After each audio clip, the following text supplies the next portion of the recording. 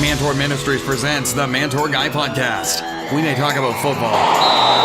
We could mention bacon. We might reference Rocky movies. We'll probably discuss the Mantour Conferences, but we'll definitely talk about how to grow in our walk with God. Here's your host, the Mantour Guy, Jamie Holden.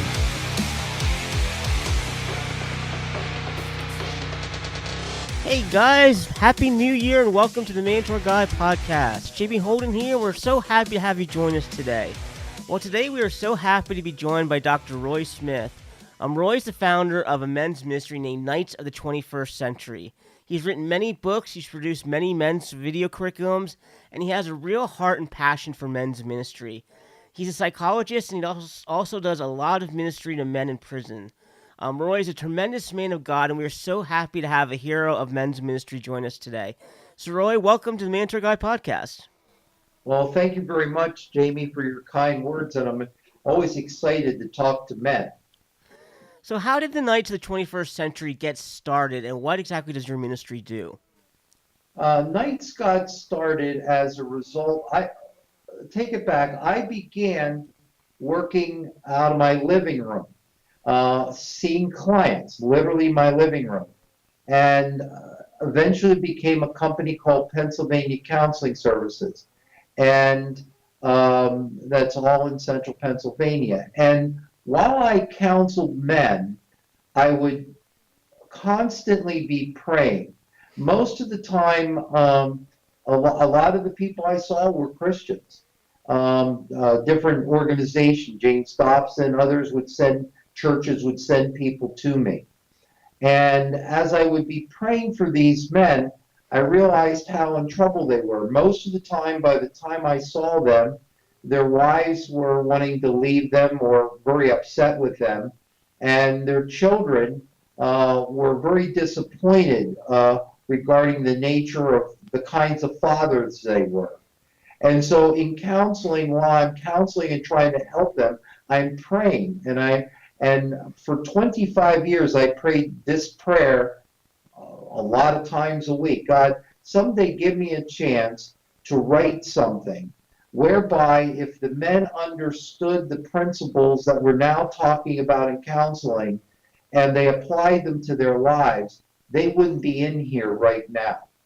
And so after 20-some years of praying that prayer, my church one time said to me, hey, we're out of some men's material, and I said, I'd like to write something, and they said, we'd like you to do that, and God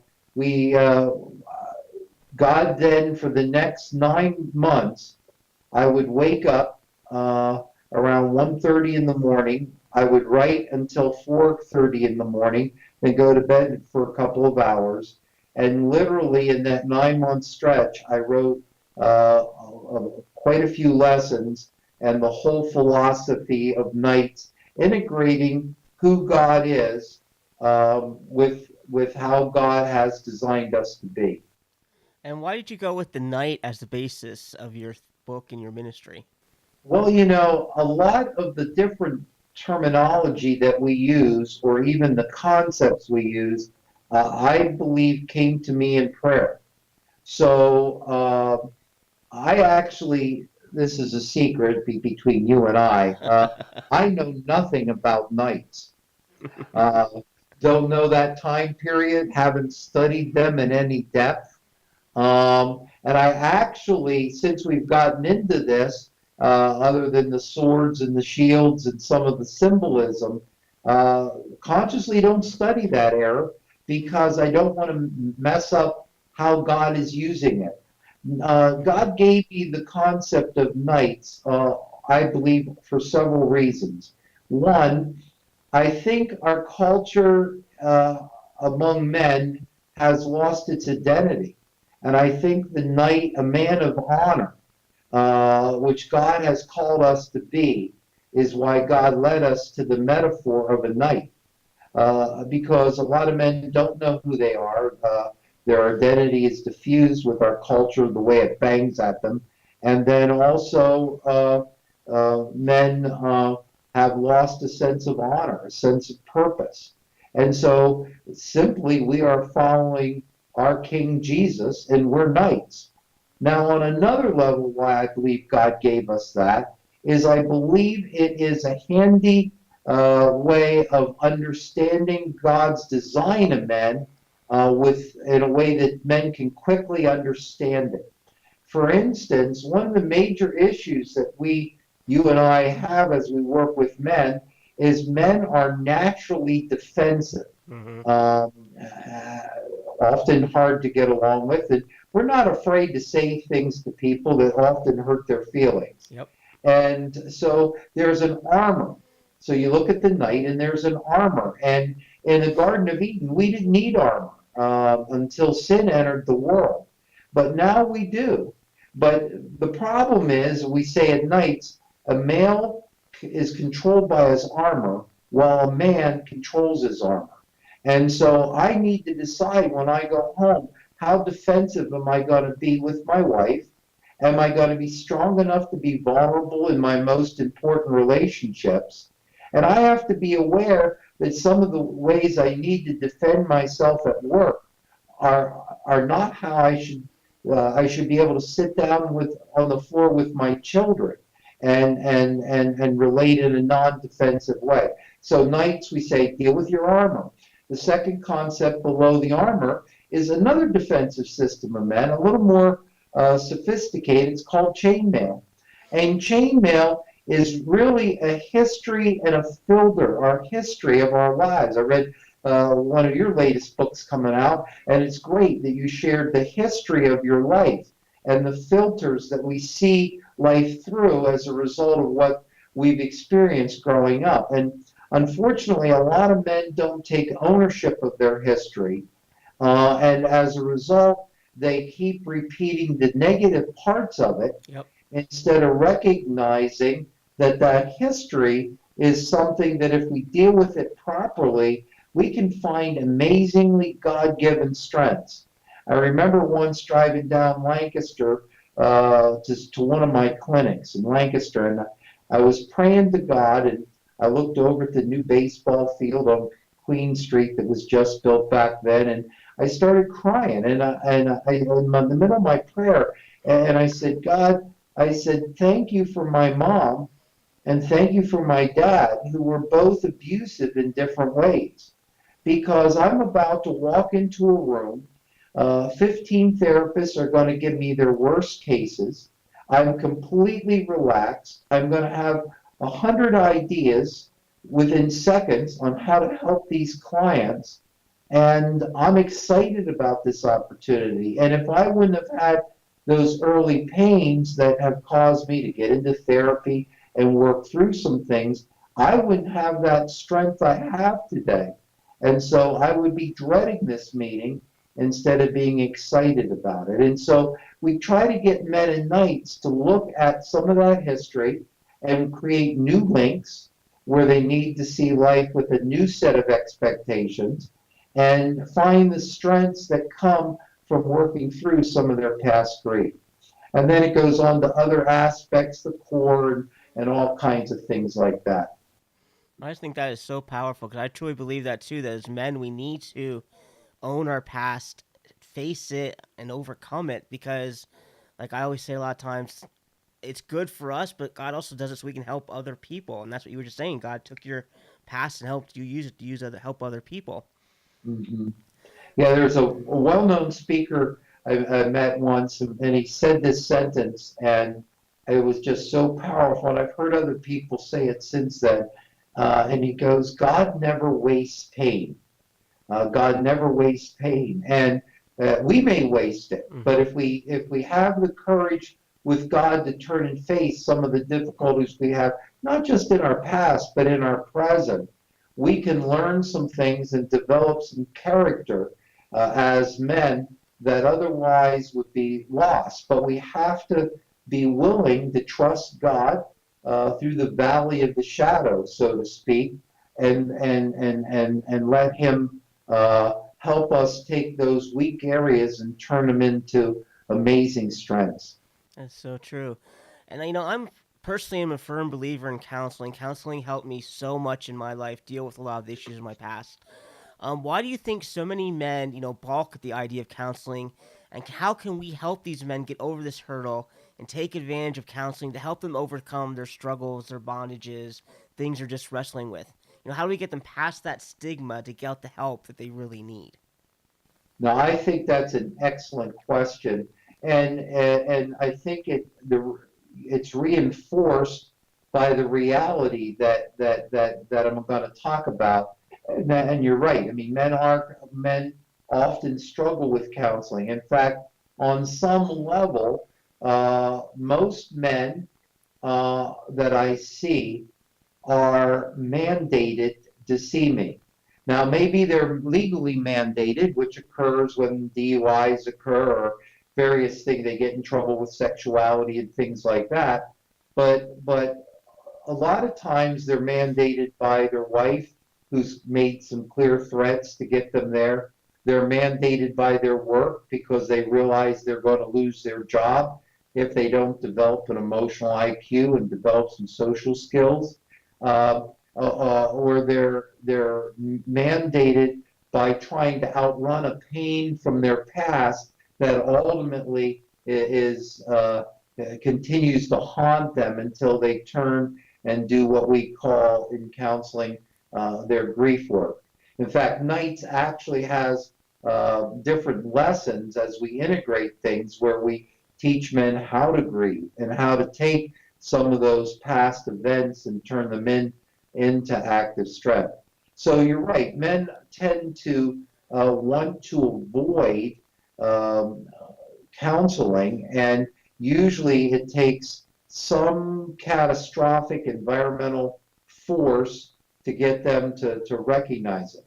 I think there's several reasons, sadly, because of it. And I think the first reason men struggle with counseling is that it goes with what's one of the 5 major struggles men have, which is that men struggle having deeply personal relationships with men in particular or anybody. And so counseling is a relationship. And men tend, for various reasons, some of which is the response to testosterone. Men have testosterone as a hormone in their bodies. And if you look at the characteristics of testosterone, constant sexual impulses, aggression. When you meet somebody, you immediately size them up to see where they're at on a status scale of popularity. And irritability goes with testosterone. And so when you look at these various characteristics, I do a talk on this where I read the fruits of the spirit, and then we go over the characteristics of testosterone. And, the fruits of the spirit, love, peace, that's not what testosterone does. And so it kind of, another word I was struggling to look at, territorialness, testosterone territorialness. So what's yours is and mine, and getting all that competitiveness is another characteristic. So all these things are not pro-relationships, and counseling is a relationship issue because it's learning to use that relationship to heal usually other relationships. And so men are a little bit relationally phobic. In fact, the Barnard study said the following, which to me should, as Christians, haunt us, that 93% of all men don't have a good man friend in their life, another man that's their friend. And we're good at acquaintances, and we're good at calling guys buddies, maybe the guy at the convenience store, that we say hi when we get a cup of coffee every day. But the level of intimacy that counseling is, that God calls us for. When James, it talks about confessing our sin one to another, that's an intense interpersonal relationship. That's not easy to do what God has called us to do. At Knights, we say, hey, if Jesus Christ is God, and we believe Jesus Christ is God, and Jesus Christ had 12 disciples, don't you think you and I should have at least 6 friends? And we say at the end of nights, you'll have them. So our goal in nights is to create, overcome the interpersonal hurdles, and counseling is a big interpersonal hurdle. The second thing is that the culture, a second struggle of men, is that the culture has harmed men in ways that are different than it actually harms women. And I travel the country talking to men's groups and how to get men's groups started, because I really think this is what God has called me to do at this particular part of my life. But men have been harmed in our culture by a culture that has defined manhood as separate from emotions. Many of our fathers, okay, were not good at teaching us how to express emotions as a man. It's kind of sadly funny that in my line of work, here are the titles of some books that we work on in counseling men. We say that a man's favorite emotion is anger, okay? And so that's the one he's most comfortable with. Then the second emotion, depression. So then you look up how to help a man with depression, and then they go, well, most men, when they're depressed, they're not going to show it this way.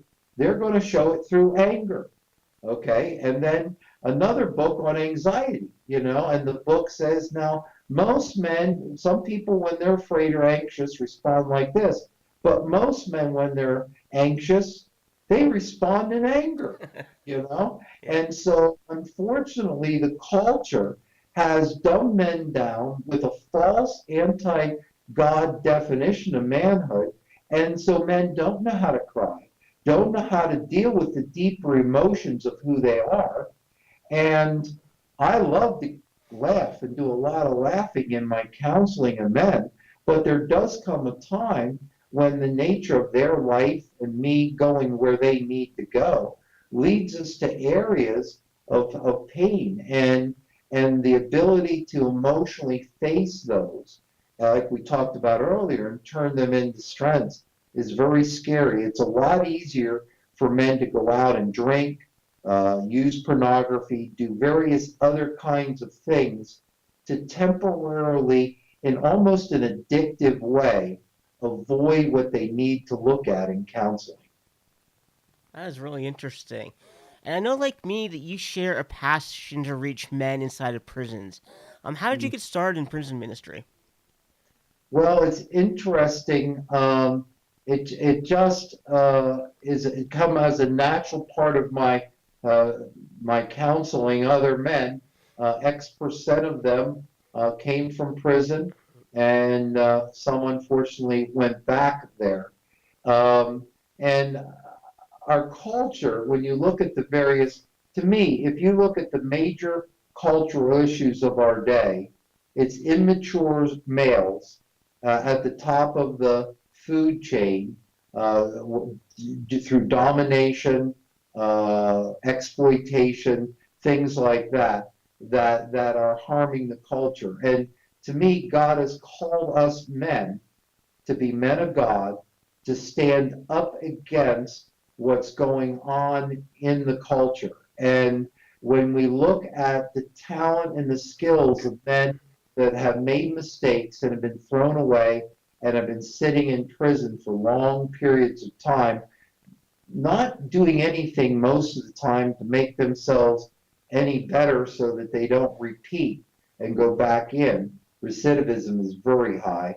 That to me, there's a great mission field there of human potential that can be used by God. Now, it's fascinating, but I've been in counseling my own self and still to this day have an accountability relationship that once a month or every other month I'll go to for a couple of hours where I can open those parts of my life up that I want to ignore and allow God to help heal me and grow and have some accountability in certain zones. And in my history of counseling, it's not been lost on me that my grandfather was in prison. In fact, if you look at the pain of where my mom and dad and some of their dysfunction comes from. It, at least in my dad's side, connected up with and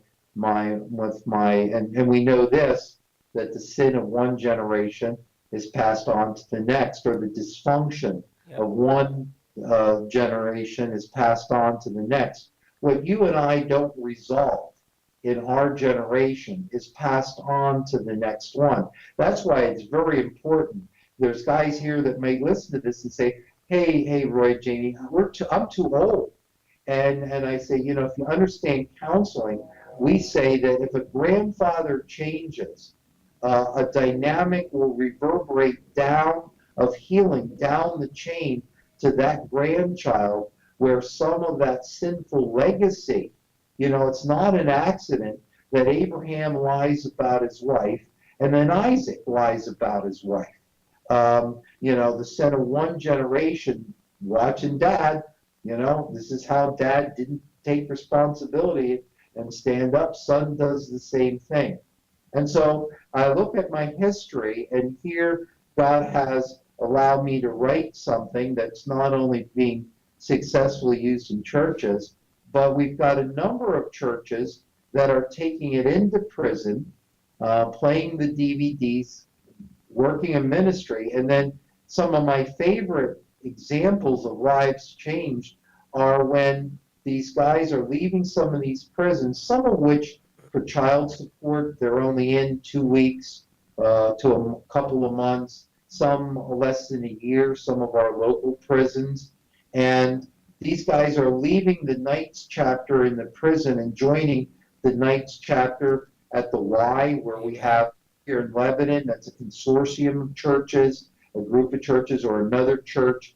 And you immediately get them out of that environment of people, places, and things that create that addiction, and you move them over where they can start to get a new support system, where the other Knights guys look at them and say, look, I don't care whether you're in prison. Right now, we're dealing with being what a man is and being what God has called us to be.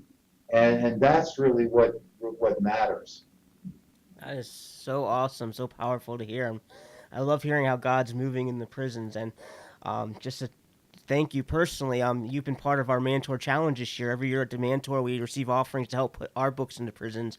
And your ministry graciously took some of those books and helped us distribute them to the men. So thank you so much for that. And I just love hearing how God's moving through the prisons.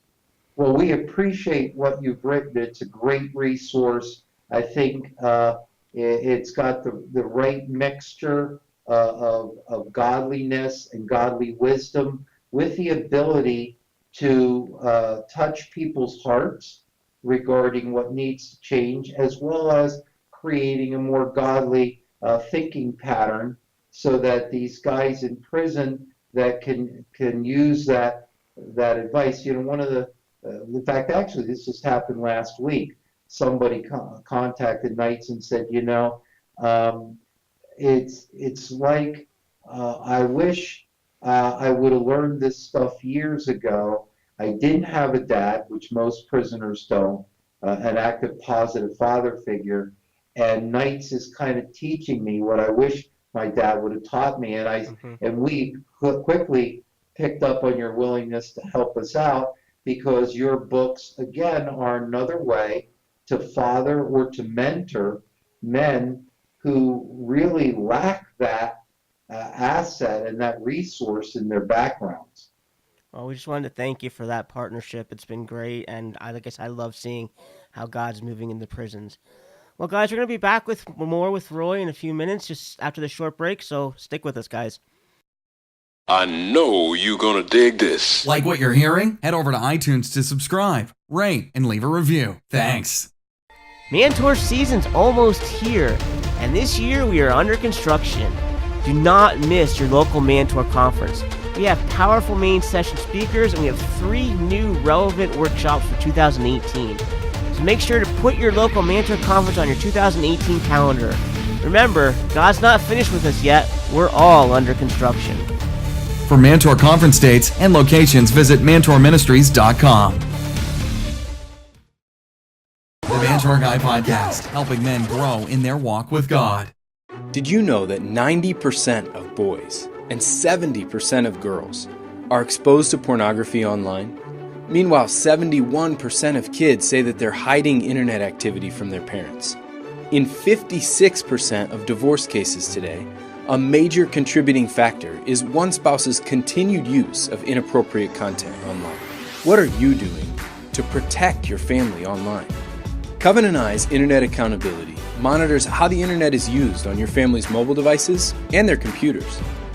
Each web page visited is rated similar to TV shows or video games, like T for teen or M for mature. This information is collected in easy-to-read reports, and as a parent, you can receive weekly reports for your kids. Plus, you can invite your friends to receive reports for your internet activity, which enables you to enjoy the benefits of accountability and protection online as well.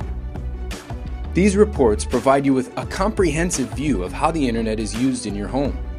They include information like the videos that are watched and words typed into search engines. Are you looking for additional protection? Covenant Eyes also provides internet filtering, which blocks inappropriate content and limits the amount of time spent online. Install Covenant Eyes on all your devices, your computers, phones, and tablets. There's no extra charge, and we provide free customer support. It's that simple. Sign up today. It's your turn to protect yourself and your family online. Sign up for Covenant Eyes using the code MANTOR at checkout and receive 1 month of free service. Visit covenanteyes.com today to sign up, and remember, 1 month of free service when you use the code MANTOR. That's MANTOUR. Yep, you're listening to the Mantor Guy Podcast. Hey guys, the Mantor Guy, Jamie Holden here. I'd love to come share at your church, at your men's ministry, at your next men's event, or men's breakfast. I have a challenging word for God's men to help them become the men that God has called them to be. If you'd like to have me come share with your group, visit MantorMinistries.com to contact me about coming to challenge and encourage your church's men to grow in their walk with God. Don't forget to visit iTunes to subscribe, rate, and leave a review. Thanks. We're all men under construction. Under Construction is a spiritual how-to book where men come together to share their experiences and the wisdom they've gained on their own journey to biblical manhood and building a legacy of godliness. Written by 30 different men and pastors and men's leaders, Under Construction discusses 6 key areas all men can grow spiritually. Order your copy today at MantorMinistries.com. God's not finished with you yet. We're all under construction. Order your copy today at MantorMinistries.com. Welcome back to the Mantor Guy Podcast. This is the Under Construction Zone. All right, guys, welcome back. We're joined once again by Roy Smith. And Roy, this year our Mantor Conference theme is under construction. Do you have any good DIY or construction stories you could tell the guys? Something funny or interesting that's happened to you over the years? Well, I think it's important that we recognize that God has each of us work within our strength zones. Okay, and a lot of guys look at me and they say PhD or licensed counselor, and I've got all these other master's degree, all these degrees, and they go, boy, he's something. God can use him. And I want to tell anybody out there that can pick up a hammer and a screwdriver and not end up in the hospital that you guys, you have it way over me. And a lot of times guys have wrongly ranked ordered skill sets, and I have long respected the guys at technology. Many years ago, in my first car I was fixing, I was in the middle of taking something apart with a young friend who told me he knew what he was doing. And I take this thing off and I go, what's this dirt here? And I wipe it aside and I stick this thing. Well, that was a gasket. And when you wipe it aside and you stick the thing back on, the thing leaks like a sieve, and then a couple of years ago, I have a company with a maintenance team. We've been blessed with quite a few buildings and where our counseling centers are. And I walk out to my tool shed and all my tools are missing. And I call my head of maintenance. And my head of maintenance, who's a believer, he actually found Christ through nights, he told me and confessed that he stole all my tools. They came in the maintenance department, and that should I want something fixed in my home or anywhere, including all my screwdrivers. That's how, I mean, they didn't think I could even screw in a screw, you know? And clearly keep hammers away from them, and no electric saws. They took everything and said, look, we want you to stay alive. We're tired of all the ways you nick stuff yourself up. Plus, every time we have to fix it after you fixed it, it's costing us a lot more money. I believe that your theme is a great theme, and it's great to have God having us under construction. It's just you don't want me with the tool beside you hammering. That's great. They stole all your tools. That's hilarious. It's time for our lightning round. Well, right now we're going to quickly do our lightning round. And what this is, I ask you just some quick questions. You give us the first answer that comes to your head, and Sure. just a way for the guys to get to know you better. So, do you have a favorite Rocky movie? Probably the first one. All right. The first time I saw it with the steps and up on top of there, although the last Rocky movie with the struggle with cancer and that Creed. journey, there was a couple of things where the father and the son talk about out there that remind me of the kinds of honest chats a lot of fathers and sons should have. I'm probably not real good at lightning, but you keep going. I'll try to. That's fine. I love Rocky movies. I've so many sermon illustrations from Rocky movies and book illustrations. There's so much good stuff in those movies. Yeah. What's your favorite color? What's my favorite color? Brown. Brown, okay. Would you rather eat cake or pie? Cake. Would you rather go to the beach or the mountains? Mountains. Would you rather watch NFL or Major League Baseball? NFL. All right. Actually, college football. Oh, okay. Penn That was my State. next question. College football or NFL? Penn State. All right. I'm John- going to go to the Fiesta Bowl. Oh, really? Wow, that's awesome. John Wayne or Clint Eastwood? Clint Eastwood. There's a lot of good illustrations from Clint Eastwood, especially the movie The Outlaw of Josie Wales. I love it. All right, and finally, Batman or Superman? More Superman just because it's nostalgic, but I want the first guy that ever did it way back when I was a kid watching it, not some of the latest guys. Yeah. Shameless plug time. All right, well, now it's time for our shameless plug. Roy's going to be leading a workshop at this year's Delaware Mantour. It's going to be on February 3rd at Calvary Church in Dover, Delaware. He's going to be sharing about building a covering for your family and being the father and husband that God created you to be. So that's going to be in Delaware on February 3rd at Calvary Church. You can find out more about it at mentorministries.com. If you're in the Delaware area, come on out. You're going to love Roy's workshop and the entire conference. Is there anything else you'd like to plug as far as with your ministry and what you have going on? No, we've got a couple of new things coming out where you can pray that we need your prayers that God would bless. We're putting nights into Spanish. It's funny, a year or so ago, God said to me, go to Argentina. I told God no, and then I went to Argentina. And when I was down there, on my Jonah trip, we'll call it, there's a lot of men within the church where physical violence is a standard everyday behavior, and how they integrate physical violence in their home with Christianity is interesting. So we're in the process of putting nights into Spanish, and I'm headed to go back in a year to Argentina, introduce it to South America so that we can help some women that are being abused down there get a more godly man as a leader, some of which I'll even talk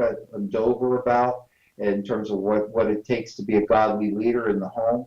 And another two projects that you might find interesting is I'm concerned about the exodus of 17 to 25-year-olds out of the church. And there's some reasons which we don't have time to get into why that is. And so Knights has created several products designed to counteract that. at an early age. We created for young boys, 8 to 10, or if it's a 5-year-old boy, it can be read. I created what's called the Campfire Gang series, which are 8 kids that go through unusual worlds where God is a part of it, and they integrate Christianity into their adventures with weird creatures, things like that. A second area is that we wrote Bull and Being God's Man. These are 2 books whereby every 12 to 13-year-old boy can go through with a group or individual with their fathers, which mentors them into a manhood ceremony at the end. Because what's happening, why the Exodus is because these young boys are figuring out at an early age that mother and women are church, not men, through observation of their dads. And so we really want to get dads to mentor the boys into Christianity and into manhood. And then a third book that's just coming out in the middle of January, we're excited about it. It's called Basic Warrior Training. It's a book that I think older men will like, but it's also a book designed for that 17 to 25-year-old, whereby it's co-authored with me and another guy, where we go over the 18 challenges every man must face. And each chapter begins with a story of the co-author having gone through Marine boot camp. Oh, wow. So he talks about what boot camp is like and some of the earthiness of that very stiff challenge as he became a Marine. And then we relate it to what God calls us as men to become. And then we move it into a specific challenge in each chapter that God has for each man to face in his life to become the man of God God has called him to be. So that's my shameless close. That is really exciting. I'm looking forward to reading that book. It sounds really interesting about how you're approaching it from the military point of view. And I'm right there with you. I always talk about when I go out and do my missionary presentation about how like 7 out of 10 youth, when they age out of youth group, they leave the church and never return, and how we as men need to turn that tide through mentorship and discipleship. So I'm right there with you on that one. So, well, as we wrap up, what is one practical piece of advice you would have for men to help them grow in their walk with God? Recognize their need to overcome their defensiveness so that they have the courage to develop several men around them, because God uses these men to be representatives in their lives to push them. As one runner, pushes another runner to run faster than he would have had he run alone. God has called us to be part of a tribe, to be part of a group of men that he calls to me the true church, and that trying to live the full Christian life alone is really giving in to some of those things we talked about earlier, which are weak aspects of what a male is, where God has called us to be strong men, and to be strong men, every man needs a team. If you look at the predators of life, knock us off when we're isolated and alone. No one turns on their computer and looks at pornography and calls 7 of their buddies to come over at the same time. The bottom line is, when we have our team, and our team challenges us to be good dads, challenges us to be good fathers, challenges us to face our sin, that is absolutely necessary to become the fullest God has called us to be. Guys, that is some great wisdom there from a great man of God. And Roy, thank you so much for taking the time today to be a guest on the Mantor Guy podcast. It's really been an honor to have a hero of men's ministry join us today, and thank you so much for all you do to help and support men's ministry. Thank you. The honor is mine. It's great talking to you again. And guys, remember you can hear Roy share at this year's Delaware Mantour on February 3rd at Calvary Church in Dover, Delaware. For more information on the conference and the other speakers and any other information, visit mantorministries.com. The Mantor Guy's Final Thought. All right, for today's final thought, I just want to look back at something Roy was discussing during his conference when he was talking about the need for men to get the help that we need. And I am a huge believer that, we need to come to a place where we realize we have issues in our past. We have things that are causing us hurt and causing us pain, and they're keeping us from moving forward and becoming everything God called us to be. And actually, we've been working on a book right now called Invincible. It's going to be for our 2019 mentors, where I share my personal testimony of things that God helped me overcome. But that book, those conferences, none of that, even the mentors we're doing now, none of that could have happened if I had not first come to a place where I realized I needed help. I needed to find somebody to help me work through the pain. I had to face it, I had to overcome it, and I had to leave it behind me so that I could go and help other people. So I just want to encourage you. Another thing we really talked about is how so much of this is generational. The behavioral patterns are carried from one generation to another. And so that's how it was in my life. The behavioral patterns of my grandfather and my father were passed down to me. And I had to come to a place where I had to decide, if I ever have future children, I don't want them going through what I'm going through. And I had to deal with it myself. I had to face it. I had to overcome it so that it doesn't carry on to another generation. They don't follow these same behavioral patterns. So I encourage you, no matter what age you are, it's never too late to help the next generation in your family not have to deal with the issues that you're facing.